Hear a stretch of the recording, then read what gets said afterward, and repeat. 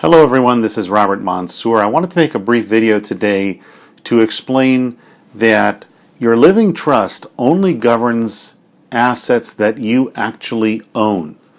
I had a client recently and he brought this living trust to me, and he had been divorced for several years. And in his living trust he had all kinds of things written there. I think it was kind of a trust that he downloaded from the internet or something like that.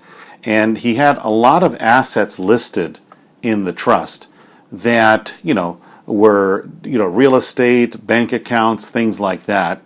Probably a good dozen pieces of real estate were listed in his trust. And he asked me to review his trust and give him my opinion. And so I was reviewing the living trust, and I found a lot of problems. But the biggest problem that I found was that none of the real estate properties that were listed were actually his. They were in other people's names. In his former spouse's name, in another trust that's not his trust. I think it belongs to his former spouse. And I asked him, I said, what are you doing writing all of these things down in your trust? He goes, well, I want these things to go here and there, and I want them distributed to so-and-so, and I want this parcel of real estate distributed to so-and-so. And I said, you realize there's no magic powers in a living trust. You can't just write down any asset you want and suddenly that asset is going to magically go to so-and-so. I said, you don't even own these things. These things are owned by other people. So you can't, just by virtue of listing them on some kind of a schedule or listing them in the trust, they're not going to magically go to those people when you die. And he says, so what's going to happen? I said, nothing. Your living trust is meaningless.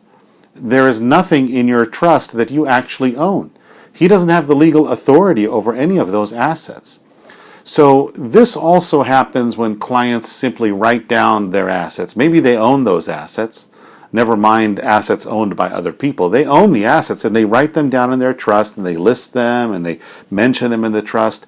And they think that by virtue of simply listing them in the document or writing them down on a schedule of assets of some sort, simply by writing them down or putting them inside of their binder, that magically means that asset is now governed by their trust. And I explained, no. First of all, you have to own the asset. And if you do own the asset, you actually have to transfer the title on the asset to the name of your trust. So you have to file a new deed for your real estate. You have to go to the bank and tell them to move your account from your name into the name of your trust, and there's paperwork involved.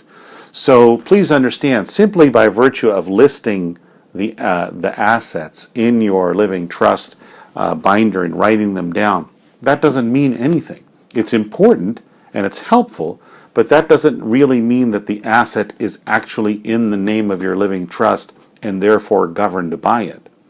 And that includes assets that you own, and certainly assets that you do not own. You couldn't even move them into your trust if you wanted to because they're not yours. So there's no magical properties about a living trust. So please understand, properly titling your assets is very important as part of creating a proper living trust. Thank you very much for watching this video. I hope you found it helpful.